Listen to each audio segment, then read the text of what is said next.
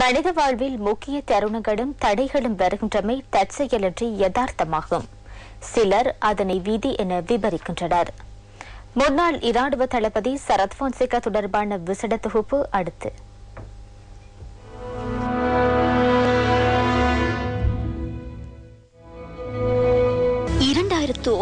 ஆண்டு அரசியல் மேடைகளில் மாத்திரமன்றி சமூகத்திலும் ஜனாதிபதி தேர்தலில் போட்டியிடும் பொது வேட்பாளர் குறித்து அதிகம் பேசப்பட்டது.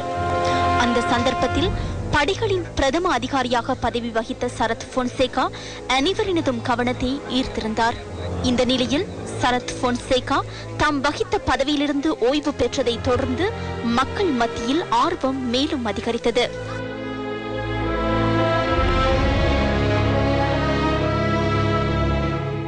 2009 ஆண்டு நவம்பர் மாதம் 29ஆம் தேதி உதயமாகியது. මම ජනාධිපති වරණයට පොදු අපේක්ෂකයා ලෙස ඉදිරිපත් වෙනවා. ஐக்கிய தேசிய கட்சி, மக்கள் விடுதலை முன்னணி உள்ளிட்ட மேலும் சில கட்சிகளின் பொது வேட்பாளராக அவர் ஜனாதிபதி தேர்தலில் போட்டியிட்டார்.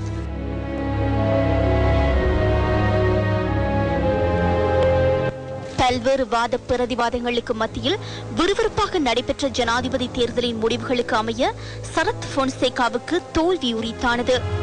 இதனைத் தொடர்ந்து 2 இராணுவ நீதிமன்றங்களில் மாத்திரமன்றி சிவில் நீதிமன்றங்களிலும் பல்வேறு குற்றச்சாட்டுகளின் கீழ் அவர் மீது சட்ட நடவடிக்கைகள் எடுக்கப்பட்டன.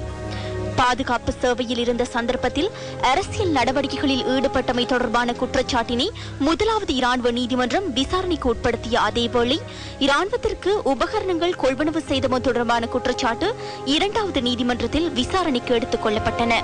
முதலாவது இராணுவ நீதிமன்றம் மற்றும் 2வது இராணுவ நீதிமன்றம் ஆகியன முறையே 2010ஆம் ஆண்டு ஆகஸ்ட் மாதம் 13ஆம் தேதி மற்றும் செப்டம்பர் மாதம் 17ஆம் தேதி சரத் பொன்சேகா குற்றவாளி என தீர்ப்பளித்தன.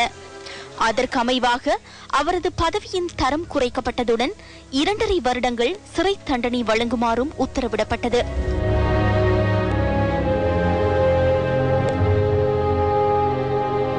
இதற்கிடையில் இடம்பெற்ற பொது தேர்தலில் வேட்பாளராக போட்டியிட்டு பாராளுமன்றத்திற்குள் பிரவேசித்த சரத் பொன்சேகாவின் பாராளுமன்ற உறுப்பினர் பதவி சட்ட நடவடிக்கைகளுக்கு மத்தியில் இழக்க நேரிட்டது. வெள்ளைக்கொடி விவகாரம் மற்றும் ஹைகோர்ட் நிதி மோசடி வழக்கு மீதான விசாரணைகள் இடம்பெற்றதுடன் கடந்த ஆண்டு நவம்பர் மாதம் 18ஆம் தேதி அவருக்கு வெள்ளைக்கொடி விவகாரம் தொடர்பில் 3 ஆண்டு சிறை தண்டனையும் 5000 ரூபாய் அபராதமும் விதிக்கப்பட்டது.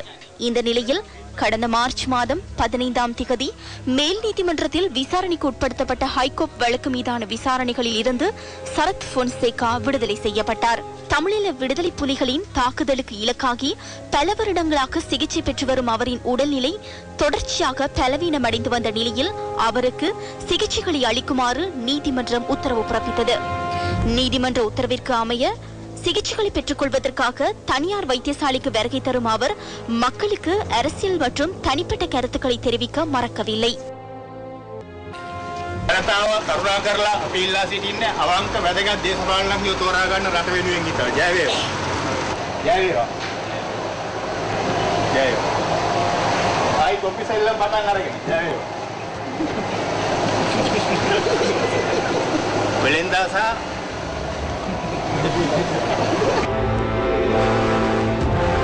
அவரை விடுவிக்கும் நோக்கில் கொழும்பை மையமாக கொண்டு எதிர்ப்பு நடவடிக்கைகள், சமய அனுஷ்டானங்கள் என்பனவும் மேற்கொள்ளப்பட்டன. இவ்வாறு நாட்கள் கடந்து செல்ல கடந்த மாதம் 27ஆம் தேதி சரத் பொன்சேகா சிகிச்சைகளுக்காக கொழும்பில் உள்ள தனியார் வைத்தியசாலை ஒன்றில் அனுமதிக்கப்பட்டார்.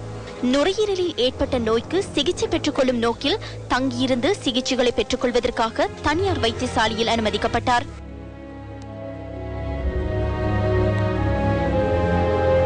நீதிமன்ற உத்தரவிற்கு அமைய வைத்தியசாலையில் அனுமதிக்கப்பட்டிருந்த சரத் பொன்சேகா சிகிச்சைகளின் பின்னர் வைத்தியசாலையிலிருந்து இன்று வெளியேறினார். கடந்த காலப்பகுதி முழுவதும் சரத் பொன்சேகாவிற்கு விடுதலை கிடைக்கும் என பல்வேறு கருத்துக்கள் வெளியாகியிருந்த நிலையில் அது யதார்த்தமாக அமையவில்லை.